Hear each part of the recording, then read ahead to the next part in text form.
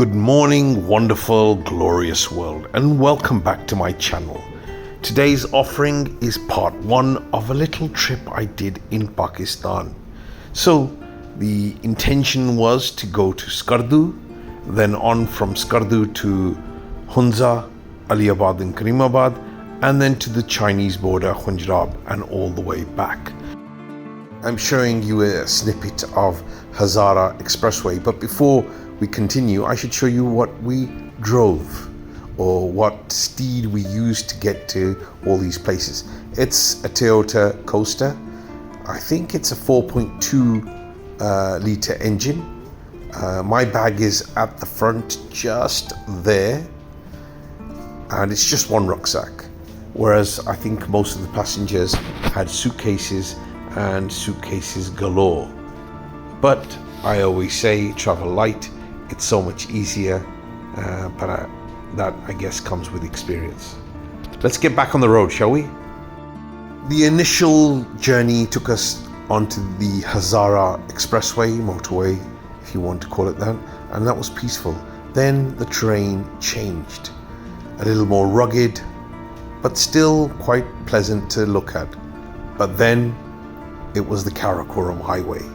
And the Karakoram Highway, though beautiful, has danger in almost every bend. The driver of the coaster was very capable, and I think that's something that helped the passengers feel a lot more secure. But just look at the views. They are beautifully dangerous and dangerously beautiful. Houses can be seen across the river, but they are isolated, empty, abandoned even. I'm not sure why. It could be that the inclement cold weather that winter brings forces these people to move to warmer climates, and then they return when the weather is better. Who knows? But it's interesting to see.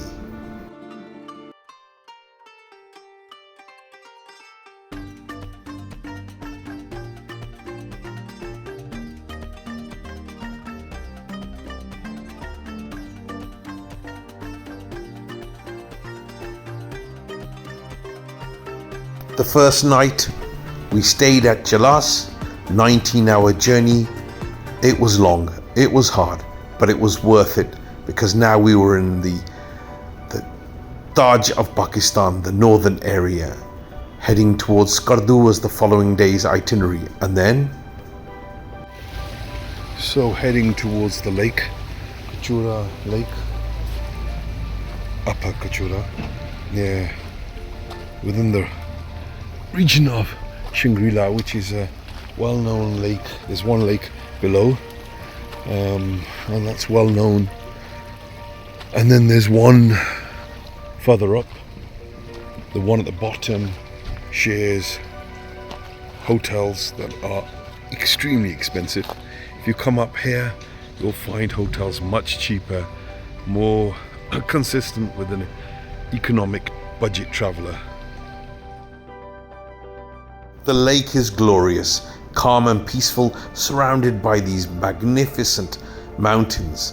It's a secret. That's what it feels like. Anyway, most, in fact all, took a ride on a boat. Some took the slow boats and some took the speed boats. Here's some of the people that I was traveling with. I think a lot of them didn't realize how fast these boats go, but it was all fun. Good memories were made.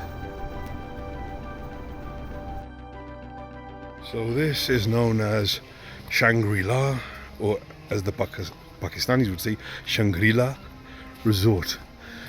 It's basically a garden that's made around a lake. There's some hotels here which are extremely ostentatious, both in looks and in price. So a budget traveler like me can only come and look at the garden, see the lake, but rarely would I spend the money that they ask for a room here. Having said that, 9 months ago I was here on my motorbike and I stayed in a hotel up at the top there. So I saw this garden, Shangrila, with a bird's eye view, and I only paid what can be described as pennies and cents. Literally, I paid, I think, if memory serves me correctly, about £7 sterling. But anyway, to enter this you have to pay about £3, which is negligible, but it's worth coming to have a look at what's on offer.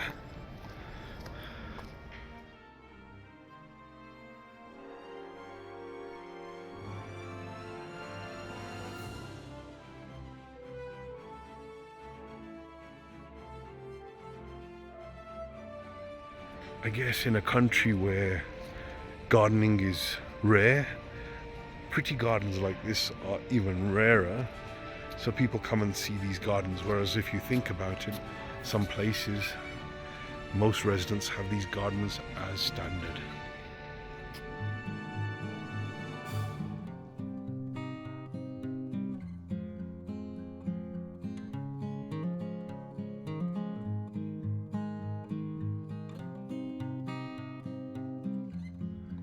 Here I am. Now, this animal is called markhor, and it is the national animal of Pakistan. It's a ram, goat, whatever you want to. I mean, for those that are like me, not very learned about these things, it's like a ram or a goat with big horns. But it is impressive. Those horns look massive. Let me try to get a better picture of the one sitting closer to me. Right, there you have him. He's sitting down. I'm not sure what the sounds are that one makes to get goats to get up, or markhors to get up. Shh! Woo! Nope. Oh, he turned his head, and that's about it. And that's all you're getting, folks. Let me see if I can find a better vantage point, but I think I can't. Coming from the UK, I recognize a cherry tree from afar. So, the history of cherry trees, I might add, in Pakistan is that they were brought in by the Swiss. Some say the Swiss, some say the British. But I hear from places where they do sell cherries out in the market in this country, they said they're Swiss cherries. Here you have almonds. So you have I would say a very small allotment, but it's actually not very small. Let me just get a little bit more elevation and I can show you. So there's little, what people in Pakistan would say gyare, which are little parcels of land segregated by these little, little mud walls, and they grow different things in each one. I won't venture out there to tell you what they are, but suffice to say, there's quite a few of these little allotments. Let's go further up, see what kind of view we can get from further elevating ourselves. The views surrounding Shangrila are beautiful, extremely attractive, picturesque. And this, you may think, is a pond. It's actually not. It's a helicopter landing pad, bay, platform. But obviously, because of rain or potentially spring water that's coming down and finding residence on this helicopter pad, it looks as though it's a lake. But the H signifies helicopter pad. No wind. What one does to gain videos, what stupidity one partakes in to get good videos. In fact, I'm traveling with lots of people, and not all of them wanted to pay the fee, the entrance fee to come here. So they asked me to record what I could see. So I've now come to one of the more elevated viewpoints, and I'm on a rock that protrudes out slightly. Well, I say slightly, for others it might be slightly. For an old geezer, for an old fella like me, it's more than slight. But it gives you a vantage point of the lake. If those trees were slightly shorter, you get a much better view. But there is another viewpoint, so I'll head in that direction. The trek to the last higher viewpoint was a little too taxing for these old bones, but when I saw the view, I thought it was worth it. The little rock just to the side is where I stood to try to take the previous video of the lake, but was hindered by those trees. And from here, it's clear, very clear, but for the smog, the mist. What a beautiful sight. I feel that those that didn't come to visit this Shangrila, who stayed on the minibus, lost out a little. Hopefully this video will compensate them, and maybe from seeing this video, they may wish to venture here one day again, and next time enter Shangrila. You would have thought they would have a ship on a lake rather than a airliner, a plane, but who am I to question the madness that brought this plane here? So they have prayer rooms here, nice to know, huts surrounding the lake, and I believe they have something that allows you to participate in some kind of boating. I can't see any boats, I can see them at a distance, but let's just walk the concrete plank, shall we? Won't go very far, as we can't swim. When I say we, that's the royal me, not that I'm royal in any way, shape or form, but now you can see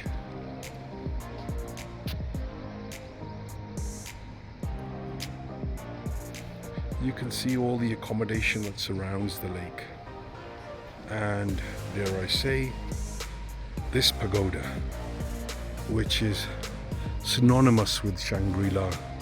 When they show pictures of Shangrila, they show the mountain backdrop yonder, and they show these pagodas, and again another mountain backdrop. There is a circular path that goes around the entire lake, so you can walk for a little bit of exercise and to enjoy the view, the circumference of the lake. Anyway, folks, I think it's time for me to get back to those that are waiting for me and end this video until I share with you part 2. Take care until next time.